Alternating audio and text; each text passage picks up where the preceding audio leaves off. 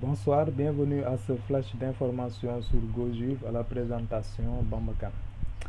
La Juventus connaît un début de saison plutôt compliqué pour ne pas dire plus.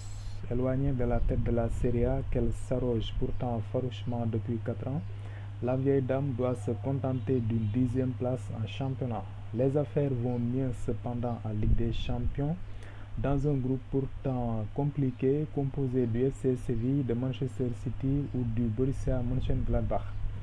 Mais l'embellie ne tient qu'à un fil et c'est très laborieusement et réduite à 10 après l'expulsion d'Hernanes après la pause que la Juventus a concédé un piètre match nul du côté de l'Allemagne hier soir, un but partout.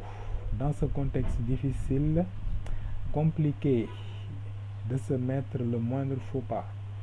Toutes les forces vives du club doivent viser dans le même sens pour corriger le tir. Et alors que Paul Pogba peine à donner la pleine mesure de son potentiel cette saison en dépit d'une superbe passe décisive mardi soir, ou alors que le très cher Dybala, recruté près de 40 millions d'euros cet été, ne justifie pas pour le moment le lourd investissement consenti, un épisode lié à un autre joueur, Alvaro Morata, a tout simplement fait sortir Allegri de ses gonds à l'issue de la conférence de presse.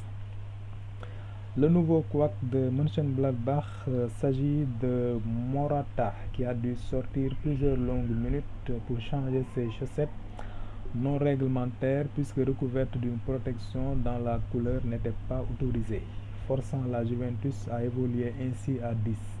Allegri n'a pas oublié de le lui rappeler vertement en conférence de presse par ces mots, je le cite: nos joueurs sont jeunes et doivent grandir. On ne peut pas jouer 3 minutes en infériorité numérique pour changer de chaussettes.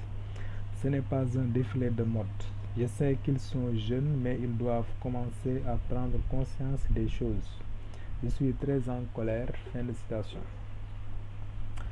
Ezequiel Lavezzi au Barcelone la saison prochaine. C'était quasi fait selon les sources espagnoles, sauf qu'en Italie, on continue d'évoquer la venue du Poco en Serie A.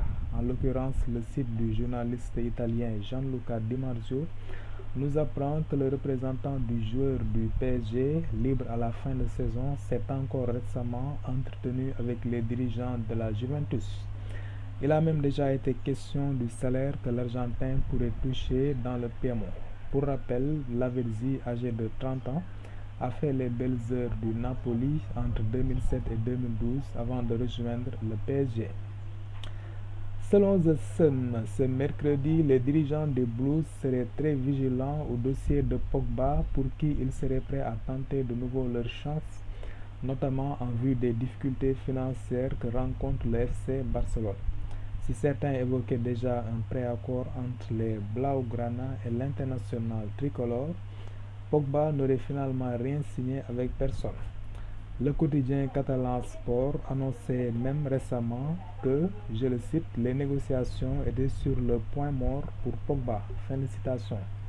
Ceci pour 3 raisons: le prix du joueur, son salaire et la commission que réclamerait Mino Raiola.